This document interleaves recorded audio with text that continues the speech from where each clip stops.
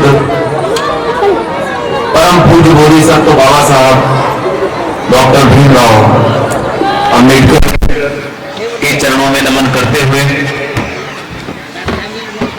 बहुजन समाज में जन्मे उन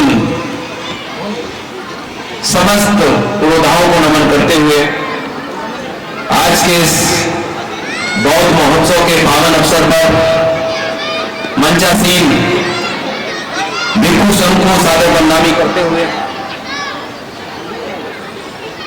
आज यहां पर प्रबुद्ध उपासक उपासिकाओं के मध्य भीम ज्ञान चर्चा एसोसिएशन के माध्यम से आज ये बौद्ध महोत्सव का जो आयोजन किया जा रहा है, सर्वप्रथम मैं इस टीम को तहे दिल से बधाई देता हूं। आज का यह आयोजन अपने आप में अनूठा है क्योंकि यह महोत्सव का कार्यक्रम है और महोत्सव का मतलब महाउत्सव। और बौद्धिस्ट विचारधारा जहां भी व्यवस्थित होती है वहां उत्सव का ही माहौल होता है। जितने भी हमारे प्रबुद्ध साथी आज यहां पर उपस्थित हैं वह निश्चित रूप से बाबा साहब के मिशन में आस्था रखने वाले लोग हैं। भारत को एक राष्ट्र के रूप में एक ऐसे पटल पर देखने के इच्छुक व्यक्ति हैं जिनके अंदर समता, समानता, भ्रातृत्व, बंधुता की विचारधारा पनपती है। इसी विचारधारा को लेकर अभी हमारे तमाम मिशनरी गायक साथियों ने और मुझसे पहले जो वक्ता थे उन्होंने प्रकाश डाला है। बाबा साहब का जो जीवन और संघर्ष है उन्हें आज की तारीख में किसी व्यक्ति से अछूता नहीं है। सभी व्यक्तियों को बाबा साहब के जीवन और संघर्ष के बारे में पता है। बाबा साहब ने अपने प्रारंभिक जीवन काल में अपनी शिक्षा जो हासिल की वह किस तरीके से हासिल की, कितनी कठिनाइयों के बावजूद उन्होंने मैट्रिक की परीक्षा उत्तीर्ण की, उसके बाद वह उच्च शिक्षा के लिए विदेश गए। इसी बीच में बहुत सारी सामाजिक कुरीतियां जो एक विद्वान होने पर भी उनका पीछा नहीं छोड़ी। 1916-17 में बाबा साहब का जो पहला लेख प्रकाशित हुआ, caste in India the imagining genesis and development, इस लेख ने बिल्कुल हाहाकार मचा दिया और ऐसे तथ्यों को रखा कि प्रत्येक व्यक्ति उसके बारे में जानने को उत्सुक हुआ। क्योंकि भारतवर्ष की जो व्यवस्था है वह व्यवस्था वर्णाश्रम पद्धति पर आधारित है, जिसको हम चातुर्वर्ण भी कहते हैं। ये चातुर्वर्णीय व्यवस्था जो कि विषमता मूल व्यवस्था जिसमें असमानता ही उसका मूल तत्व है, पर आधारित व्यवस्था, और इस व्यवस्था को संचालित करने वाली, इस व्यवस्था को समाज में सही तरीके से प्रख्यापित करने वाले उन ग्रंथों जिन्होंने भारतवर्ष को एक ऐसे पायदान पर ले जाकर खड़ा कर दिया जिसके कारण यह विषमता मूलक व्यवस्था अपनी जड़ें जमाती चली गई। इसी व्यवस्था को उखाड़ने का कार्य बाबा साहब ने किया, जो 20 मार्च 1927 को महाड़ कि चावदार तालाब में पानी पीकर बाबा साहब ने इस व्यवस्था को मूर्त रूप देने का जो अहम कार्य शुरू किया,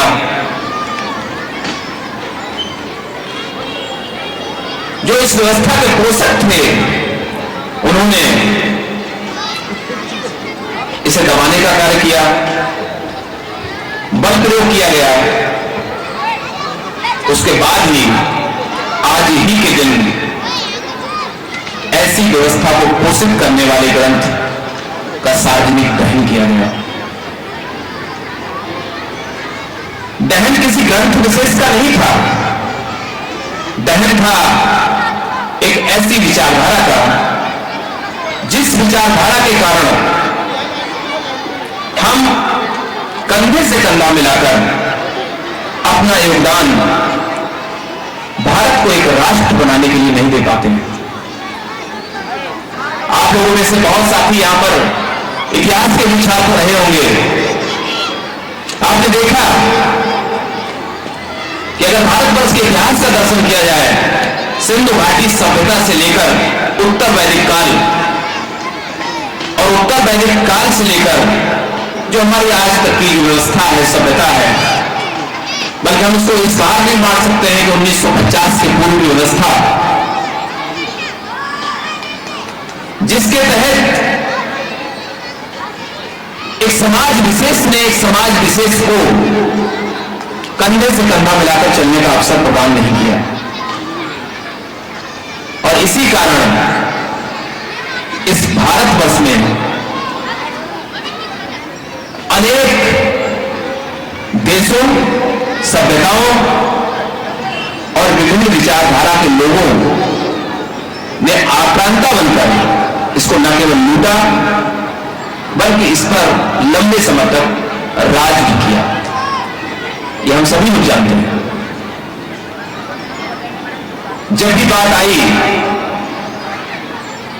कि हम एक क्रांति का उद्बोधन करें, सब लोग कंधे से कंधा मिलाकर चले, तो उस विषमता मूलक विचारधारा के पोषक व्यक्तियों द्वारा एक ऐसे वर्ग विशेष को जिसकी संख्या अधिकतम है को इस कार्य में सम्मिलित होने का अवसर प्रदान नहीं किया गया, जिस कारण भारत को बार बार आक्रांताओं से पराजय का सामना करना पड़ा। चाहे वह पुर्तगाली रहे हो, चाहे वो डच रहे हो, चाहे वो फ्रांसीसी रहे हो, चाहे वो मुगल रहे हो और अंततः चाहे वो अंग्रेज रहे हो। बाबा साहब का जीवन और दर्शन अगर आप पढ़ेंगे तो पाएंगे कि बाबा साहब का जीवन और दर्शन स्पष्ट रूप से कहता है कि किस तरह से भारत की व्यवस्था को एक ऐसी व्यवस्था के रूप में स्थापित किया जाए, एक ऐसे विश्व गुरु के रूप में स्थापित किया जाए तो नालंदा जैसी शिक्षा पद्धति हमारे यहां थी, उस पद्धति को किस तरह से लागू करने के लिए बाबा साहब ने अपना प्रयास किया है। आज का जो महोत्सव है, जिसको बौद्ध महोत्सव के नाम से जाना जाता है, अक्सर हमारे यहां पर जितने भी साथी बैठे हुए हैं उनके मन में अक्सर एक प्रश्न चलता है कि आज क्या कारण था कि बाबा साहब ने बुद्ध के धर्म को ही अपनाया। ऐसा क्या था कि बहुत सारे धर्म थे, बहुत सारे पद थे, बहुत सारे धर्म थे, लेकिन बुद्ध के धर्म में ही ऐसी क्या विशेषता थी कि उसी को उन्होंने अपनाया। तो मैं उनको एक बात बता दूं कि बाबा साहब के रक्त में जो क्रांति का बीज था वो भारत की व्यवस्था का था, और भारतीयता होने के नाते उन्होंने कहा कि जो हमारे भारत का ही जो धर्म है, तथागत सिद्धार्थ के रूप में कपिलवस्तु में 563 ईसा पूर्व में पैदा हुए और उन्होंने 29 वर्ष की अवस्था में ग्रहत्याग किया और 35 वर्ष की अवस्था में जो बुद्धत्व प्राप्त किया, और उसके बाद बुद्धत्व प्राप्त करने के उपरांत जिस विचारधारा का अर्थात बुद्धिज्म का जो प्रचार और प्रसार बुद्ध होने के बाद उन्होंने किया और अनवरत 45 साल तक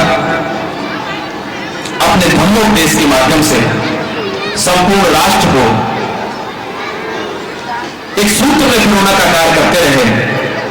उस विचारधारा से बेहतर विचारधारा बाबा साहब की दृष्टि में कोई और नहीं थी। बुद्ध की विचारधारा जिसमें करुणा, प्रज्ञा, मैत्री उसका मूल गुण है। पंचशील की विचारधारा से बेहतर विचारधारा संसार में अन्य किसी भी व्यवस्था में आपको देखने को नहीं मिलेगी।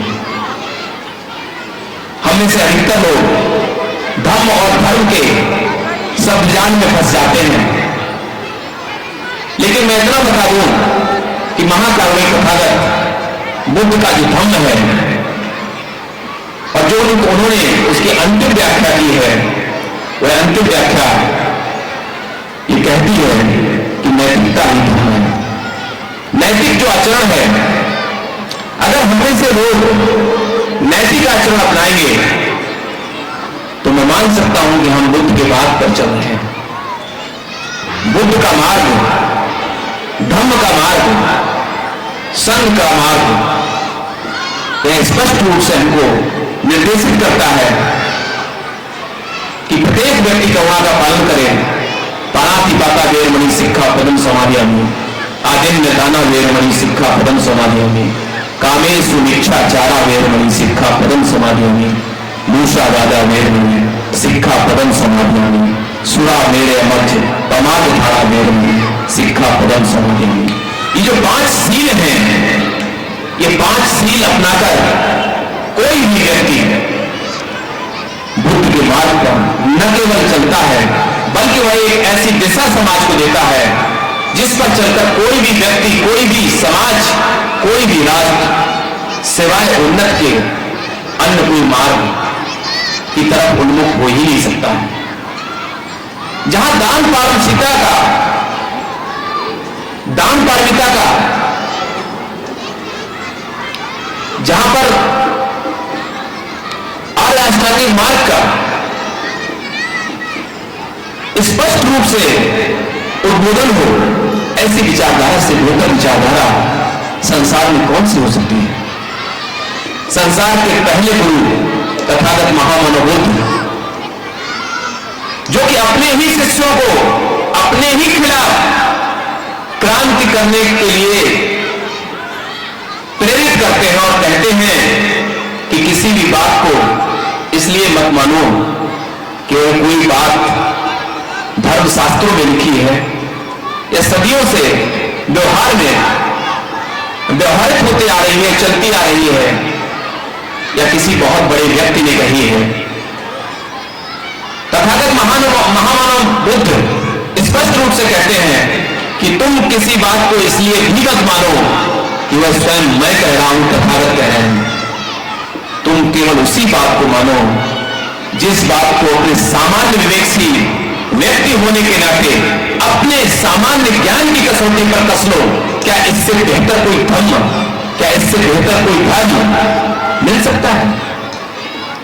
इसीलिए बाबा साहब ने इस धर्म को अपनाया। 14 अक्टूबर 1956 को जो बाबा साहब ने धर्म का अंगीकार किया, उसके पीछे की कहानी यही है कि लगातार उन्होंने, आप सभी को याद होगा कि इस विषमता मूलक समाज में बाबा साहब के जीवन और संघर्ष और मिशन में, चाहे वो 1917 की घटना हो, चाहे वो महार सत्याग्रह हो, चाहे वो साइमन कमीशन जब भारत आया उसकी बात हो, चाहे वो राउंड टेबल कॉन्फ्रेंस की बात हो जो 1930 से लेकर 1932 तक इंग्लैंड में चला, या 1935 के एक्ट की बात हो, बाबा साहब ने देखा कि भारतवर्ष में जो बहुमंजिला इमारत है वो हिंदू धर्म के रूप में है। उस इमारत में जो व्यक्ति जहां पैदा हो गया उसको वहां से ऊपर नीचे जाने का कोई अधिकार नहीं है। तभी उन्होंने नासिक में 13 अक्टूबर 1935 को यह घोषणा की थी कि मैं हिंदू समाज में जन्म तो जरूर लिया हूं, क्योंकि यह मेरे बस की बात नहीं है, लेकिन मैं एज ए हिंदू मरूंगा नहीं, यह मेरे बस की बात है। और उस चीज को बाबा साहब ने 14 अक्टूबर 1956 को 21 साल बाद बुद्ध धर्म के धम्म को ग्रहण करके बताया। जो बुद्ध का धम्म है, जिसमें करुणा प्रज्ञा मैत्री का भाव है,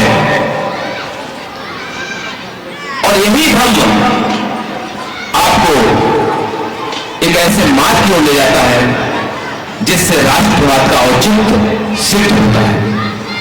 भारत का संविधान अगर हम उठा के देखें तो उसमें बुद्ध की विचारधारा स्पष्ट रूप से परिलक्षित होती है। चाहे हमारे फंडामेंटल राइट्स हो, चाहे directive principle of state policy हो, चाहे हमारी फंडामेंटल डिग्रीज हो,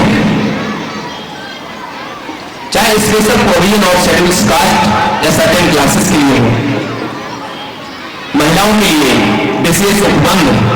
महिला, जिस हिंदू धर्म में महिला को पात्र ही नहीं समझा गया, वही महिलाएं अभी हमारे गायक बंधुओं ने और बाकी लोगों ने भी अपने उद्बोधन में बीच बीच में कहा, और हमारी बहन जो पंजाब से आई थी उन्होंने भी अपना उद्बोधन में कहा कि बाबा साहब ने जो संदेश दिया, जो बाबा साहब की 22 प्रतिज्ञाएं हैं, आखिर उन 22 प्रतिज्ञाओं का अमल हम कब करेंगे? महिलाओं के ऊपर बाबा साहब ने जितना ध्यान दिया, चाहे वह हिंदू कोड के रूप में रहा हो, या उन्हें प्रसूति अवकाश दिलाने के रूप में रहा हो, काम के घंटे हटाने के रूप में रहा हो, बहुत सारे टॉपिक्स हैं। क्योंकि बाबा साहब तो एक ऐसा बिंदु है, एक ऐसा मिशन है, एक ऐसा चर्चा का केंद्र है जिन पर जितना बोलते जाओ उतना ही कम है, और उन्हें बहुत कम समय में समेट पाना थोड़ा सा मुश्किल होता है। बाबा साहब का जीवन और दर्शन एक उस सागर की तरह है जिसमें राष्ट्रवाद का संपूर्ण औचित्य सिद्ध होता है। किस तरह से राष्ट्रीयता अपने मुकाम को हासिल कर सकती है? भाई बुद्धारंगा जी ने भी कहा था कि बाबा साहब ने ये कहा कि मैं किसी भी समाज में प्रगति की स्थिति उस समाज में महिलाओं की प्रगति से आंकता हूं। समाज में महिलाओं की प्रगति क्या है, उनका स्टेटस क्या है?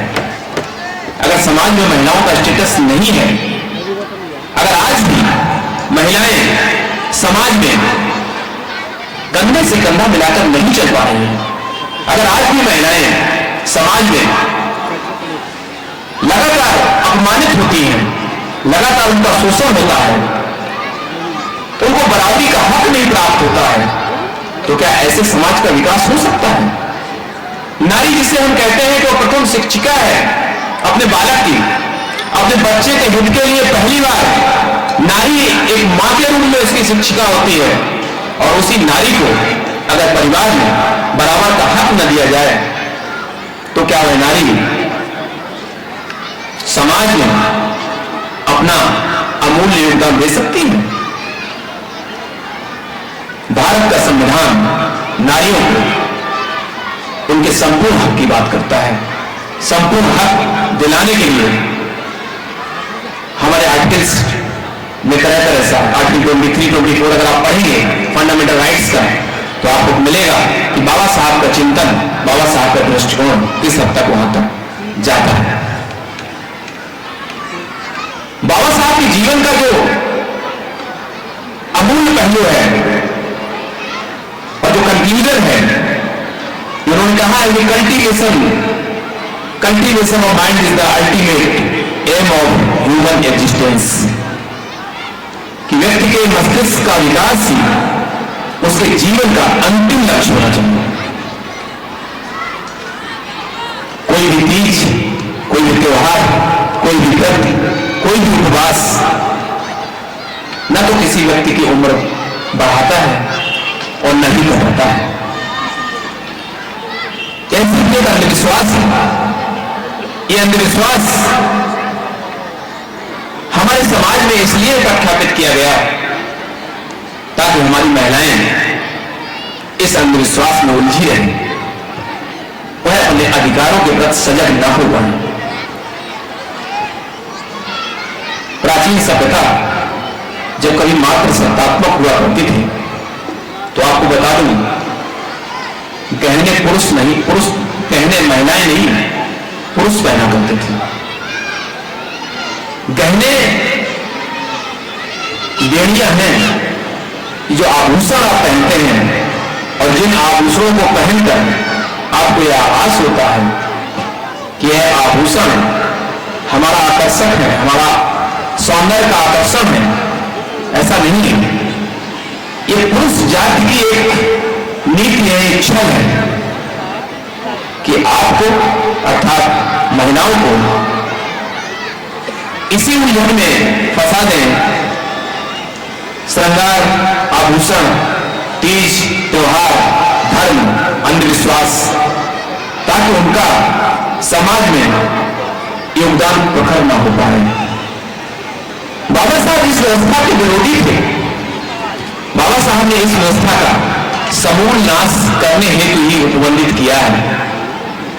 बाबा साहब का जो जीवन और दर्शन है, बुद्ध और उनका धम्म जो उन्होंने लिखा है, इसको मैं अपनी समस्त उपासिकाओं से, अपनी माताओं बहनों से, खासकर उन बच्चियों से जो आज एजुकेशन सेक्टर में पढ़ रही हैं, उनसे कहूंगा कि वह कम से कम जो अपना अध्ययन करते हैं, जो भी पढ़ाई पढ़ते हैं आप पढ़ें, लेकिन आप कम से कम कॉन्स्टिट्यूशन ऑफ इंडिया, भारत का संविधान और बाबा साहब के द्वारा लिखित महान धम्म ग्रंथ बुद्ध और उनका धम्म जरूर पढ़ें।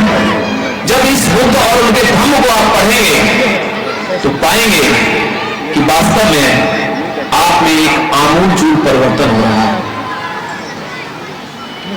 और मैं अपने जितने भी यहाँ पर साथी बैठे हैं, मिशनरी साथी बैठे हैं, वैसे तो बाबा साहब ने साहित्य बहुत ज्यादा लिखा है, लेकिन जाति प्रथा का समूल उन्मूलन, एनिहिलेशन ऑफ कास्ट, इसके पीछे की भी कहानी, इस ग्रंथ को एक भाषण के रूप में तैयार किया गया था, इसको भी जरूर पढ़ें। क्योंकि जब आप ग्रंथ पढ़ते हैं तो आप चिंतन करते हैं, मनन करते हैं, और उस समय आप पाते हैं कि आपकी विचारधारा परिवर्तित हो रही है। बाबा साहब ने कहा था, बहुत क्लियर कहा था, उनका एक सेंटेंस है कि ours is a battle not for wealth, ours is a battle not for wealth, not for power, ours is a battle for freedom, for the clemens of human personality. हमारी लड़ाई कोई बाहुबली बनने की नहीं है।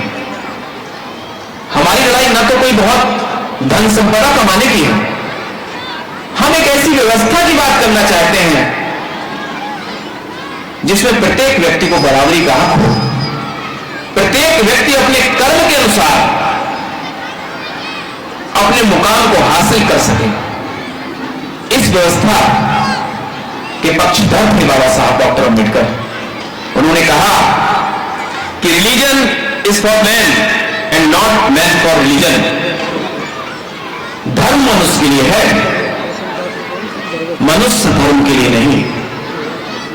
हमारी जो व्यवस्था, जिसको हम हिंदू व्यवस्था कहते हैं, जिसको हम सनातनी व्यवस्था कहते हैं, और व्यवस्था कहती है कि मनुष्य धर्म के लिए है।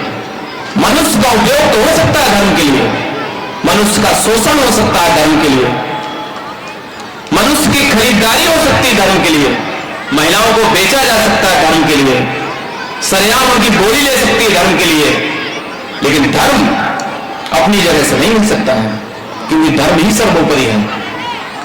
बाबा साहब ने और हमारे बहुजन समाज में जन्मे अनेकों महापुरुषों ने ऐसे धर्म को तिरस्कृत कर दिया और कहा कि आप ऐसे धर्म को मानने से इनकार कर दीजिए जो व्यक्ति के बीच भेदभाव पैदा करता हो, जो व्यक्ति के बीच वैमनस्यता पैदा करता हो, जो व्यक्ति के बीच आपसी ऊंच नीच की विचारधारा को रखता हो।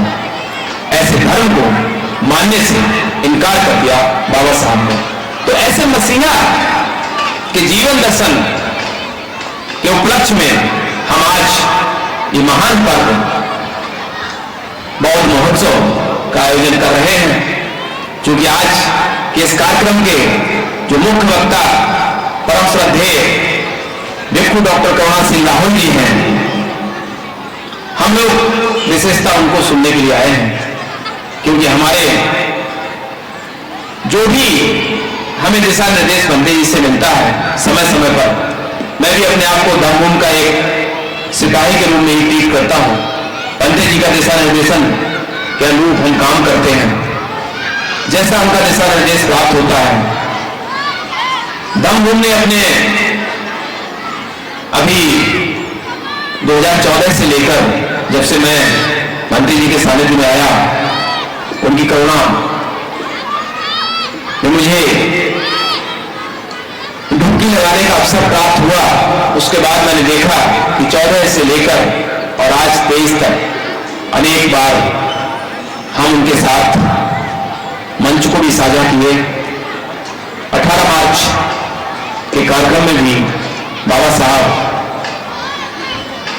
की जो पावन आगरा आगमन के उपलक्ष्य में मनाया जाता है प्रतिवर्ष, उसमें भी जाने का अवसर मिला।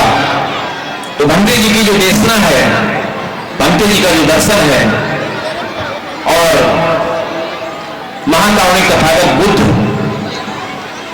का धम्म, तदुपरांत उस धम्म को आगे बढ़ाने का कार्य करने वाले परम पूज्य बाबा साहब डॉक्टर भीमराव अम्बेडकर, उसके उपरांत इसकी पास कुछ कठिन क्या मानवर कांसीराम साहब के बाद आज की तारीख में अगर धम्म के क्षेत्र में कोई व्यक्ति कार्य कर रहा है और जिनके निर्देशन पर समस्त भारतवर्ष जो कि धीरे धीरे करके एक राष्ट्र का रूप लेता जा रहा है, मैं बार बार राष्ट्र का शब्द उपयोग कर रहा हूं, आप लोगों को लग रहा होगा कि राष्ट्र, देश और राज्य क्या है। बेसिकली राष्ट्र हम उसे कहते हैं जहां पर प्रत्येक व्यक्ति की भागीदारी हो, प्रत्येक व्यक्ति की हिस्सेदारी हो। ना कोई अमीर है, ना कोई गरीब है, ना कोई विद्वान है और ना ही कोई मूर्ख है। प्रत्येक व्यक्ति को साझा अवसर है कि वह राष्ट्रीयता के निर्माण में अपना अमूल्य योगदान दे। देश अगर पॉलिटिकल साइंस की लैंग्वेज में कहें तो एक ऐसी विचारधारा है जो कहीं न कहीं पराधीन होती है, और राज्य एक ऐसी विचारधारा है जिसमें सिंपल मान लिया जाता है कि स्टेट है 4 कंटेंट। पहला एक जनसंख्या हो जिसमें हम लोग बैठे हैं, एक निश्चित भूभाग हो और एक सरकार हो। इस तरीके के कंपोनेंट होते हैं उसमें। लेकिन जो राष्ट्र है और जो राष्ट्रीयता है, उसकी विचारधारा को साकार रूप देने के लिए परम श्रद्धेय भंते जी के सानिध्य में धम्मभूमि निरंतर कार्य कर रही है। और आज हम सब मिलकर यहाँ भंते जी का बहुत बहुत हार्दिक स्वागत भी कर रहे हैं। अभी हम उनकी देशना सुनेंगे आज के इस बौद्ध महोत्सव के पावन अवसर पर। लेकिन मैं लास्ट में इतना जरूर कहूंगा कि जैसे अभी हमारे मिशनरी भाई जो गा रहे थे, उन्होंने कहा कि अधिकार मांगने से नहीं मिलता। ये बिल्कुल सही कहा है। अधिकार न कोई देता है और न ही उसे कोई दिलाता है। अधिकार तो अपने ही बलबूते पर लड़कर के छीना जाता है। ये बिल्कुल सही बात है, कोई नहीं दिलाता है। और खासकर भारतवर्ष की नीति यही है, कदर न हो इंसानों की। यहाँ इंसानों की कदर नहीं होती है। यहाँ धर्म आधारित कुछ ठेकेदार हैं, उनकी बनाई गई कुछ व्यवस्था है, उस व्यवस्था की कदर होती है। भारतवर्ष की नीति यही है, कदर न हो इंसानों की और महापुरुषों का मानना होता और पूजा हो सबकी। ऐसे लोग, यही हाल मेरे बाबा साहब का मिला जिन्हें सम्मान नहीं। पूरा जीवन संघर्ष उठा के देख लीजिए डॉक्टर अम्बेडकर का, कि यही हाल मेरे बाबा साहब का मिला जिन्हें सम्मान नहीं, और सब विद्या में निपुण पड़े और फिर भी वह विद्वान नहीं। यही हाल मेरे बाबा साहब का, मिला जिन्हें सम्मान नहीं और सब विद्या में निपुण पड़े और फिर भी वह विद्वान नहीं। कौन पूजने योग्य देश में, कौन मानने योग्य देश में, जनता को यह ज्ञान नहीं, आपको भी यह ज्ञान नहीं, और जब तक ऐसे बने रहोगे पाओगे सम्मान नहीं। ये ध्यान रखना। डॉक्टर अम्बेडकर की जो नीतियां हैं वो केवल भाषणबाजी नहीं है कि मैं यहां पर मंच पर खड़े होकर बोल रहा हूं। मैं इस मंच पर खड़े होकर इसलिए बोल पाता हूं कि मेरी कथनी और करनी में कभी अंतर अगर परिलक्षित हो जाए और किसी को भी कहीं परिलक्षित हुआ सिद्ध हो जाए तो मैं उन व्यक्तियों में से हूं। मैं हर एक व्यक्ति की आजादी देता हूं कि वो मुझे कहीं किसी भी प्लेटफॉर्म पर बेइज्जत कर सकता है, टोक सकता है, किसी भी शैली का मेरे साथ उपयोग कर सकता है। और जब तक आप बाबा साहब के मिशनरी सच्ची सिपाही बन नहीं सकते जब तक कि आपकी कथनी और करनी में अंतर जारी रहेगा। इसलिए बाबा साहब का मिशन का वही व्यक्ति सिपाही बन सकता है जिसकी कथनी और करनी में कोई अंतर न हो, जो मंच पर हो वही घर में हो, जो आगे हो वही पीछे हो, ड्राइंग रूम में कुछ और बेडरूम में कुछ और, पूजा घर में कुछ और, तो किचन में कुछ और। अगर इस तरह की विचारधारा रख के आप यहां पर आए हैं तो निश्चित रूप से हम छलावा कर रहे हैं, ये धोखा दे रहे हैं अपने उस महामसीहा को जिन्होंने अपने 4 बच्चों का परित्याग किया, 4 बच्चों की कुर्बानी की। और वो इतिहास थोड़ा दूसरे टाइप का है। आज ये महोत्सव का अवसर है इसलिए मैं उस टॉपिक पर नहीं जाना चाहता, लेकिन मैं पुनः आप लोगों को बहुत बहुत साधुवाद देता हूं, बहुत बहुत आपका आभार प्रकट करता हूं कि आज इस गौर महोत्सव के पावन अवसर पर आपने यहाँ पर अपनी उपस्थिति दर्शाई। मैं बहुत लंबा उद्बोधन आज यहाँ नहीं दूंगा क्योंकि परम श्रद्धेय मंत्री जी को सुनना है। बहुत बहुत साधुवाद। एक बार सब बोलेंगे क्रांतिकारी